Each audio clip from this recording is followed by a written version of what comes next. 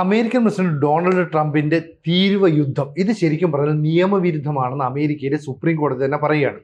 മാത്രമല്ല ട്രംപ് അവിടുത്തെ ഈ ഫെഡറൽ നിയമത്തെ ഒന്നും മാനിക്കുന്നില്ല, ആ രീതിയിലല്ല കാര്യങ്ങൾ മുന്നോട്ട് പോകുന്നതെന്നും പറഞ്ഞു. അപ്പോൾ ലോകത്തെ വിവിധ രാജ്യങ്ങൾക്കെതിരെ ഇഷ്ടമുള്ള തീരുവയൊക്കെ ചുമത്തി അവരെ സമ്മർദ്ദത്തിലാക്കുകയായിരുന്നു ട്രംപിന്റെ തന്ത്രം. ഇതൊന്നും ഫലപ്രദമാകുന്നില്ലെന്ന് മാത്രമല്ല കോടതി പോലും ട്രംപിനെ തള്ളിപ്പറയുന്നു. എന്ന് പറഞ്ഞാൽ പ്രസിഡന്റ് പദവി പോലും നിങ്ങൾ വഹിക്കാൻ യോഗ്യനല്ല എന്നല്ലേ പറഞ്ഞു വെക്കുന്നതിനർത്ഥം. അതിൽ ഏറ്റവും പ്രധാനപ്പെട്ട കാര്യം, ഈ സുപ്രീം കോടതി ജഡ്ജിമാരെ മുഴുവനും നിയമിച്ചത് ട്രംപ് തന്നെയാണ്. ട്രംപ് നിയമിച്ചിരിക്കുന്ന ജഡ്ജിമാരാണ് പറയുന്നത് ട്രംപ് ശരിയല്ല എന്ന്. അതിന് കാരണമുണ്ട്. അമേരിക്കയുടെ ഭരണഘടന അനുസരിച്ചല്ല ട്രംപ് പ്രവർത്തിച്ചുകൊണ്ടിരിക്കുന്നത്. ഭരണഘടന വിരുദ്ധമായിട്ടുള്ള പ്രഖ്യാപനങ്ങളാണ് അദ്ദേഹം നടത്തിക്കൊണ്ടിരിക്കുന്നത്. ഒരു അമേരിക്കൻ പ്രസിഡന്റിനും അദ്ദേഹത്തിന് ഇഷ്ടമുള്ള തീരുവ വിദേശ രാജ്യങ്ങൾക്കെതിരെ ചുമത്താനായിട്ടുള്ള അധികാരമില്ല. എന്നാൽ ചില പ്രത്യേക കാലഘട്ടങ്ങളിൽ, എന്നുവെച്ചാൽ സാമ്പത്തികമായിട്ട് ഞെരുക്കമുണ്ടാക്കിയ ചില പ്രത്യേക ഘട്ടങ്ങളിൽ ട്രംപിന് അല്ലെങ്കിൽ അമേരിക്കയുടെ പ്രസിഡന്റിന് 10% മുതൽ 15% വരെ നികുതി ചുമക്കാനുള്ള ഒരു അധികാരമുണ്ട്.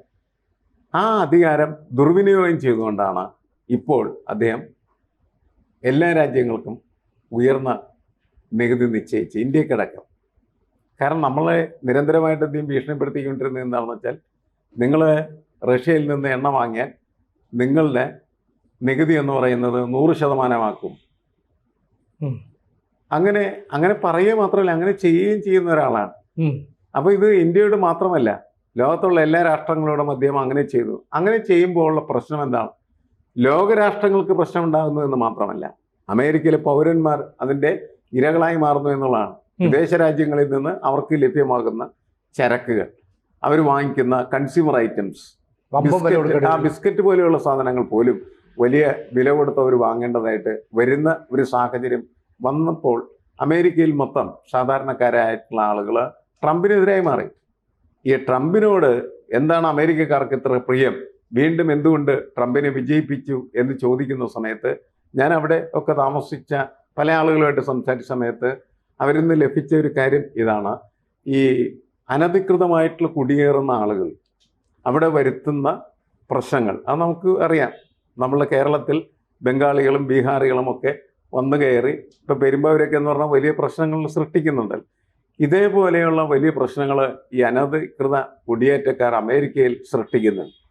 അതിനെതിരെ ശരിക്കും പ്രദേശവാസികൾ അതിശക്തമായിട്ട് എതിരാണ്. അവർ പറയുന്നത് അനധികൃതമായിട്ടുള്ള കുടിയേറ്റം വേണ്ട, നിയമപരമായിട്ട് കുടിയേറുന്ന ആളുകൾ മാത്രം മതി. കാരണം അവരെ നിയന്ത്രിക്കാനായിട്ട് നിയമങ്ങളുണ്ടാകും. ഈ അനധികൃതമായിട്ട് കുടിയേറുന്ന ആളുകൾക്ക് ആ തരത്തിൽ ഒന്നുമില്ല, വെളിവില്ലാത്ത രീതിയിൽ എന്തും അവർ ചെയ്യും. അതൊക്കെ അവിടെ സ്വസ്ഥമായി ജീവിക്കുന്ന സമൂഹത്തിനെതിരാണ്. ഈ കാര്യത്തിൽ ട്രംപ് എടുക്കുന്ന വളരെ കർശനമായിട്ടുള്ള നിലപാടുകളാണ് ട്രംപിന് അനുകൂലമായിട്ടുള്ള ഒരു മാറ്റം ഉണ്ടാക്കിയത് എന്നതാണ് പ്രധാനപ്പെട്ട കാര്യം.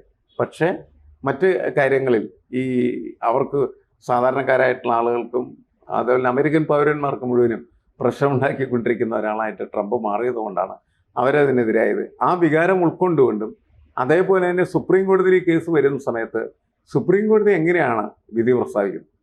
സുപ്രീം കോടതി വിധി പ്രസ്താവിക്കുന്നത് ഭരണഘടനാ നിയമത്തിനനുസരിച്ചാണ്. ഭരണഘടന ലംഘിച്ചിരിക്കുന്ന ഇയാൾക്ക് അനുകൂലമായിട്ട് നിയമം പറയാനായിട്ടോ അല്ലെങ്കിൽ വിധി പ്രസ്താവിക്കാനായിട്ടോ അവിടുത്തെ ജഡ്ജിമാർക്ക് കഴിയുമായിരുന്നില്ല. അതുകൊണ്ടാണ് ട്രംപ് നിയമിച്ചിരിക്കുന്ന ജഡ്ജസ് ആണെങ്കിൽ പോലും അവർക്ക് രൂക്ഷമായിട്ട് ട്രംപിനെ വിമർശിക്കേണ്ടി വന്നതും അതേപോലെ തന്നെ അദ്ദേഹത്തിനെതിരെ നിലപാടെടുക്കേണ്ടി വരികയും ഫെഡറൽ നിയമങ്ങളെ മുഴുവൻ കാറ്റിൽ പറത്തുകയാണ് ട്രംപ് എന്നവർ പ്രഖ്യാപിക്കുകയും ചെയ്തത്. ഈ പ്രഖ്യാപനം കഴിഞ്ഞ് അധികം കഴിയുന്നതിന് മുമ്പ് തന്നെ ട്രംപ് എന്ത് ചെയ്തു? തൻ്റെ ഈ അധിക ചുങ്ക പരിപാടി നിർത്തി. ലോകത്തുള്ള എല്ലാ രാഷ്ട്രങ്ങൾക്കും കുറേ ദിവസത്തേക്ക് 10% മാത്രം നികുതി എന്ന് പ്രഖ്യാപിക്കുകയും ചെയ്തു.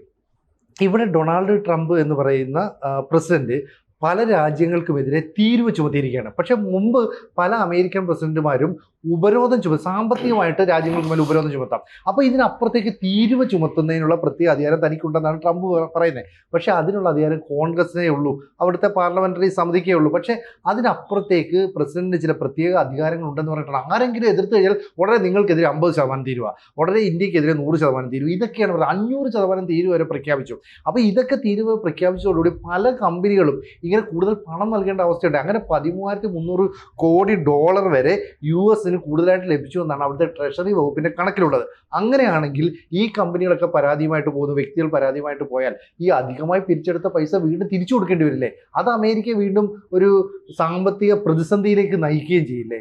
തീർച്ചയായിട്ടും അങ്ങനെ സംഭവിക്കാനുള്ള സാധ്യതയുണ്ട്.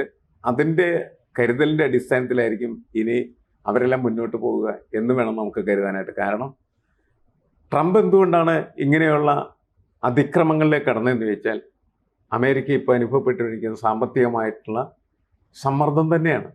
സാമ്പത്തികമായിട്ട് വലിയ കെടുതിയിൽ അമേരിക്ക എത്തി. അതിന് ട്രംപ് അല്ല കാരണക്കാരൻ. ട്രംപിന് മുമ്പേയുള്ള ഭരണാധികാരികൾ പലയിടങ്ങളിലും പോയിട്ട് യുദ്ധങ്ങളൊക്കെ നടത്തി. ആ യുദ്ധങ്ങളൊക്കെയാണ് അവർക്ക് സാമ്പത്തിക കെടുതികൾ ഉണ്ടാക്കി വെച്ചത്. യുദ്ധങ്ങൾ നടത്തുന്നതിന് അവർക്ക് 2 ലക്ഷ്യങ്ങളുണ്ടായിരുന്നു. ഒന്ന്, പല സ്ഥലങ്ങളിൽ നിന്നും എണ്ണ അവർക്ക് അടിച്ചെടുക്കുക, അതിൻ്റെ ലാഭം കിട്ടുക. അതോടൊപ്പം തന്നെ യുദ്ധങ്ങളുണ്ടാകുന്ന സമയത്ത് യുദ്ധം നടത്തുന്നതിനുള്ള രാജ്യങ്ങൾക്ക് ആവശ്യമായിട്ടുള്ള ആയുധങ്ങൾ വിൽപ്പന നടത്തി അതിലൂടെ പണം ഉണ്ടാക്കുക. ഈ ഇരട്ട മേഖലയിലൂടെ പണം വന്നിട്ട് പോലും പല സ്ഥലങ്ങളിലും പോയി നടത്തിയ യുദ്ധത്തിൻ്റെ ക്ഷീണം തീർന്നില്ല എന്നുള്ളതാണ്. സാമ്പത്തികമുണ്ടായ കെടുതികളിൽ നിന്ന് രക്ഷപ്പെടാനായിട്ട് പറ്റിയില്ല എന്നുള്ളതാണ്. വേറെ രാജ്യങ്ങൾ തമ്മിലുള്ള യുദ്ധങ്ങളാണെങ്കിൽ അമേരിക്കയിൽ ലാഭമാണ്. പക്ഷെ അമേരിക്ക അതിനകത്ത് പങ്കാളിയായി കഴിഞ്ഞാൽ അമേരിക്കയ്ക്ക് നഷ്ടമായിരിക്കും. അഫ്ഗാനിലേക്ക് നടത്തിയ യുദ്ധങ്ങൾ എന്ന് പറയുന്നതും ഇറാഖിൽ പോയി നടത്തിയ പരിപാടികളൊക്കെ അവർക്ക് നഷ്ടത്തിലാണ് കലാശിച്ചത്. ഇറാഖിൽ നിന്ന് എണ്ണ കിട്ടി എന്നുള്ളത് ശരിയാണ്, പക്ഷേ ഇറാഖിൽ അവരുടെ പട്ടാളത്തിന് ചെലവഴിക്കേണ്ടി വരുന്നതായിട്ടുള്ള സമ്പത്ത് വളരെ കൂടുതലായിരുന്നു. ഇപ്പൊ അമേരിക്ക ഇറാനും തമ്മിലൊരു സംഘർഷാവസ്ഥ നിലനിൽക്കുക. എപ്പോൾ വേണമെങ്കിലും ഇറാനെ അമേരിക്ക ആക്രമിക്കാന്ന് പറയുന്നത്. പക്ഷേ ഇറാൻ എന്താ ചെയ്യുന്നത് വെച്ചാൽ ഹോർമൂസ് കടലിടുക്കിന്റെ നിയന്ത്രണം അവർ കൈവശപ്പെടുത്തി. എന്ന് പറഞ്ഞാൽ മൊത്തം ഈ പ്രകൃതിവാതകങ്ങൾ അല്ലെങ്കിൽ ഈ ഇന്ധനമൊക്കെ കൊണ്ടുപോകുന്ന അതിൻ്റെ 20% ഈ ഹോർമൂസ് കടലിടുക്ക് വഴിയാണ് പോകണ്ടേ. അതിൻ്റെ നിയന്ത്രണം ഇറാനിലാണെങ്കിൽ അമേരിക്ക ഇറാനെ ആക്രമിച്ചാൽ ഇറാൻ ഇവിടെ നിയന്ത്രണം കടുപ്പിക്കും. അത് വീണ്ടും അമേരിക്കൻ സമ്പദ് വ്യവസ്ഥയെ ബാധിക്കും. അതുകൊണ്ട് ഇപ്പോൾ ട്രംപ് പറയുന്നത് ഈ നിയന്ത്രണപരമായ അല്ലെ നിയന്ത്രണത്തോടു കൂടിയുള്ള ആക്രമണമായിരിക്കും. എന്ന് വെച്ചാൽ ആക്രമിക്കും, പക്ഷെ അതിനൊരു പരിധിയുണ്ട് എന്ന് പറയുന്നു. അപ്പം ട്രംപ് ഒന്ന് പേടിക്കുന്നു. ഇറാനെ ആക്രമിച്ചാൽ വീണ്ടും താൻ അല്ലെങ്കിൽ തൻ്റെ രാജ്യം ഒറ്റപ്പെടും. ഇതായിരിക്കില്ലേ ഇറാനെ ആക്രമിക്കുന്ന അവരെ ഇറാനെ ആക്രമിക്കുമ്പോൾ ഇറാൻ കീഴടങ്ങാൻ തയ്യാറല്ലെങ്കിൽ അമേരിക്ക പ്രതിസന്ധിയിലാകും. തിരിച്ചടിക്കുകയോ പ്രതിരോധിക്കാൻ തീരുമാനിക്കുകയോ ചെയ്താൽ പോലും അങ്ങനെയാവും. കാരണം അതിനുള്ള ശേഷിയുണ്ട് ഇറാന് 2 തരത്തിൽ. ഒന്ന്, അവിടുത്തെ ഭരണാധികാരി വളരെ ശക്തനാണ്. 2, അവർക്ക് ഇങ്ങനെയുള്ള ആക്രമണങ്ങളുണ്ടാവും എന്ന് കരുതി അവർ പ്രതിരോധത്തിന് ആവശ്യമായിട്ടുള്ള മിസൈലുകളെല്ലാം തയ്യാറാക്കി വെച്ചിരിക്കുക. അവരെപ്പോഴും കാണുന്ന ഇസ്രയേലിനെയാണ്. ഇസ്രയേൽ എന്ന് പറഞ്ഞാൽ അമേരിക്ക എന്ന് പറഞ്ഞാൽ ഇസ്രയേൽ. ആ ഇസ്രയേൽ എന്ത് ചെയ്യും? ഇറാൻ ആക്രമിക്കും എന്ന് ഇറാൻ അറിയാവുന്നതാണ്. അതുകൊണ്ടാണ് അവർ ബാലിസ്റ്റിക് മിസൈലുകൾ ഇറാനിലേക്ക് സജ്ജമാക്കി വെക്കുകയും നേരത്തെ ഒരു ചെറിയ യുദ്ധ പരീക്ഷണം നടത്തിയ സമയത്ത് അത്ര മോശമല്ലാത്ത പ്രകടനം അവർ നടത്തിയിരുന്നു. ഇസ്രയേലിന് നൊന്തു, പല സ്ഥലത്തും അവർ ആക്രമണം നടത്തി. അപ്പോൾ അതുകൊണ്ട് എളുപ്പത്തിൽ ഇറാനെ പരാജയപ്പെടുത്താൻ കഴിയില്ലെന്ന് പറയുന്ന ഒരു മെസ്സേജ് കൃത്യമായിട്ട് അമേരിക്ക കൊണ്ട് ഇസ്രായേലിനുണ്ട്. ഈ സാഹചര്യത്തിലാണ് വലിയ പടക്കപ്പലുകളെല്ലാം ഇറാൻ്റെ തീരങ്ങളിൽ എത്തിച്ചേർന്നു എങ്കിൽ പോലും ഒരു യുദ്ധം നടത്താനായിട്ട് പറ്റുന്ന തരത്തിലേക്ക് അമേരിക്ക പാകപ്പെട്ടിട്ടില്ല എന്നുള്ളതാണ്. കാരണം ആ കപ്പലുകളെല്ലാവരും അവിടെ അണിനിരന്നു. ഇറാനെ അടിച്ചു വീഴ്ത്താൻ കഴിയും. ഒപ്പം ഇസ്രായേലുണ്ട്. ഇതൊക്കെ ശരിയാണെങ്കിൽ പോലും ഇറാൻ എന്ത് ചെയ്യും? ഇറാൻ അമേരിക്കയുടെ ഗൾഫ് മേഖലയിൽ സ്ഥാപിച്ചിരിക്കുന്ന എല്ലാ സൈന്യ താവളങ്ങളെ ആക്രമിക്കും. സൈന്യ താവളങ്ങൾ ആക്രമിക്കുക എന്ന് പറഞ്ഞാൽ ആ രാഷ്ട്രങ്ങൾ ആക്രമിക്കുന്നതിന് തുല്യമായിട്ട് ഖത്തർ, കുവൈറ്റ് മുതലായ സ്ഥലങ്ങളൊക്കെ ആക്രമിക്കും എന്നാണ് ഇറാൻ പറഞ്ഞതിൻ്റെ അർത്ഥം. എന്നുവെച്ചാൽ ഒരേ സമയത്ത് അമേരിക്കക്കൊപ്പം നിൽക്കുന്നതായിട്ടുള്ള മുഴുവൻ ശക്തികൾക്കും ഈ ഇറാൻ്റെ ആക്രമണത്തിൻ്റെ ചൂടറിയേണ്ടതായിട്ട് വരും. പിന്നെ നേരത്തെ പറഞ്ഞ ഈ ഹോർമുസ് കടലിടുക്ക് അതിൻ്റെ നിയന്ത്രണം സമ്പൂർണ്ണമായി അവരുടെ കയ്യിൽ ഇരിക്കുകയാണ് ഇപ്പോൾ. അത് അവർ ഘടിപ്പിച്ചു കഴിഞ്ഞാൽ ഈ ലോകത്തേക്കുള്ള ചരക്ക് വ്യാപാരം എന്ന് പറയുന്നത് നല്ല രീതിയിൽ നിയന്ത്രിക്കപ്പെടും. എണ്ണ കയറ്റുമതി എന്ന് പറയുന്നത് നിയന്ത്രിക്കപ്പെടും. എണ്ണ കൊണ്ടുപോകാനായിട്ട് പറ്റില്ല. ഇങ്ങനെയൊക്കെയുള്ള സാഹചര്യങ്ങൾ വരുമ്പോൾ അമേരിക്ക സമ്മർദ്ദത്തിലാവുന്നു. ആ സമ്മർദ്ദമാണ് യുദ്ധത്തിലേക്ക് പോകാൻ പറ്റാത്ത തരത്തിലേക്ക് ട്രംപിനെ കാര്യങ്ങൾ കൊണ്ട് എത്തിച്ചിരിക്കുന്നത്.